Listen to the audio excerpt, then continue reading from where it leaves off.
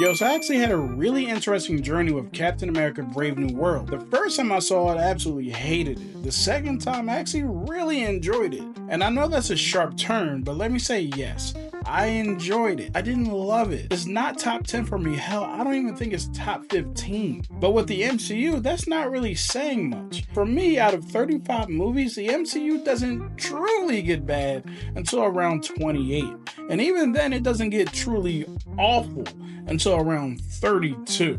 As of right now, Brave New World sits for me snugly at 20 between Wakanda Forever and Black Widow. Two movies I actually really enjoy, but also have some flaws. And just like those two movies, I have gripes with Captain America 4 as well. So, why did I dislike this movie the first time I saw it? Well, the first time I saw Brave New World, I saw it in IMAX.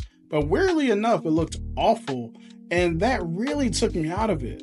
I'm actually convinced that this thing either wasn't formatted for IMAX or the theater I went to was just trash that day. And that's not the first time that's happened. For some reason, the action scenes felt slow and the pacing of every scene seemed off. It was a weird situation that honestly I think colored my experience with the movie. But I also left with some legitimate gripes about the movie itself that had nothing to do with the theater. Brave New Worlds felt like the remnants of different Hulk stories starring Captain America. All of Steve Rogers' movies, especially First Avenger and Winter Soldier, are about Steve. His origin, his past coming back to haunt him, his dealings with Hydra and how they've come back and made themselves a presence all the way into the future that he finds himself in. This movie is all about Thaddeus Ross and his past coming back to haunt him, and with Captain America caught up in the middle of it. Was it a fun adventure? Yes. But besides Isaiah Bradley being screwed over once again by Thaddeus Ross's previous indiscretions, Sam has no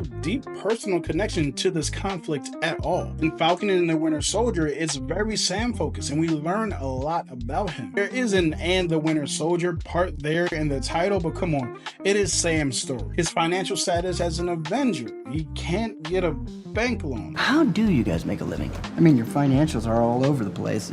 Is there some kind of fun for heroes? No, it doesn't really work like that. His struggles to accept being Captain America after Steve handed him the shield, going down to New Orleans and meeting his sister and spending time in his community with his nephews and other people, and what him being Captain America means to them. All of that was deeply personal for Sam Wilson. There are other things that didn't work for me in this movie as well. The look and the makeup that they used for the main villain. You could tell Ross turning into Hulk was supposed to be a surprise, but it was spoiled in the trailer. The entire movie is set up to build to that moment that only happens within the last 10 minutes of the movie. And yes, you can tell that this movie had quite a few reshoots, which I typically don't harp on. Movies have reshoots all the time.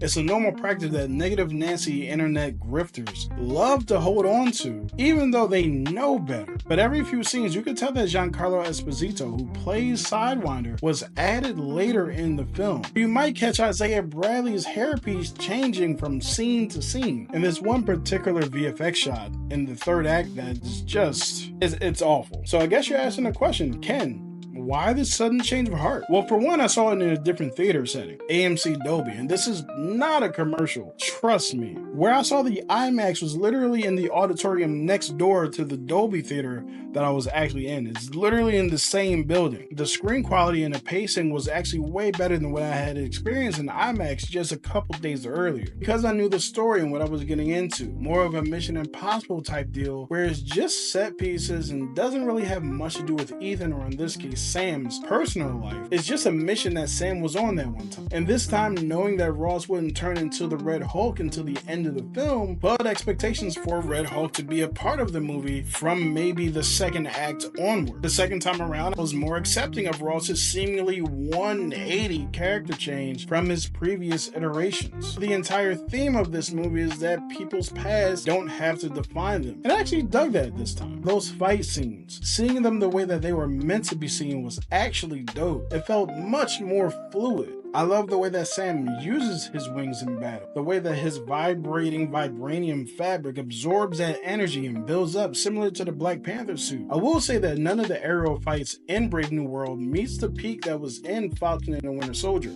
Another aspect of him fighting is that he takes hits, and it takes him a little while longer to get up, which makes sense because he doesn't have that super soldier serum. He has to work twice as hard to get half as much in these fights. Harrison Ford, who's also not unfamiliar with playing presidents in situations where there's action scenes in high altitudes. Get off my plane.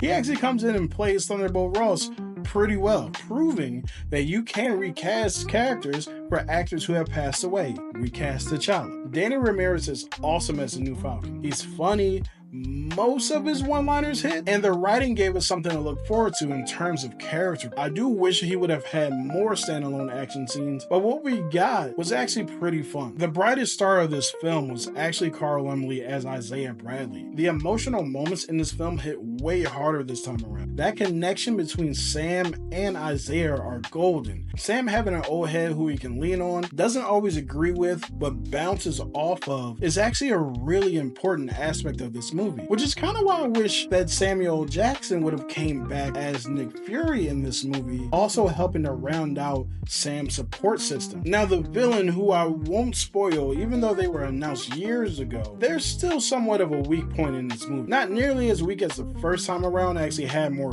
fun with it. He's kind of like the Diet Pepsi of Baron Zemo. Ultimately, I did really end up enjoying Captain America Brave New World. It's not top 10, but it's certainly not terrible, or anywhere near the worst MCU movie that's ever come out. I don't know where people are getting that from. But what did you think of Captain America Brave New World? Did you enjoy it as much as I did the second time I saw it? Or did you more so reflect the first time I saw it and have a not as fun experience? Well, let me know in the comments and I'll talk to you next time.